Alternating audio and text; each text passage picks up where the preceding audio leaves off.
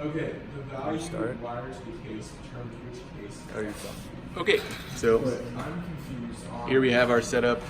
We have a IR light here, a solar cell, and a IR photodiode, which is a little difficult to see, but there.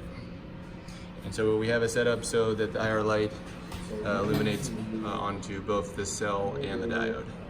The diode is hooked up to a analog input in channel 1 here, and the cell is hooked up to analog input on channel 0, and the IR light source is being controlled via a switch and pulling power from a power supply.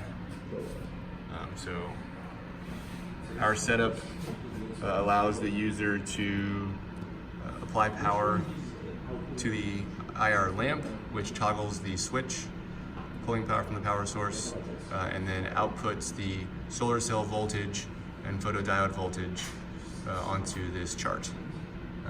And just to demonstrate that this is actually active and running, we have near 0 for the IR photodiode readout, which will change shortly, but for the solar cell, just from the ambient light, there's some amount of voltage. I think it's a 1.5 volt max, so we're actually almost capped out.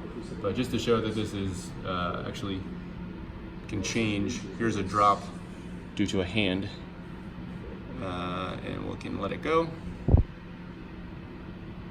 And there we go. So,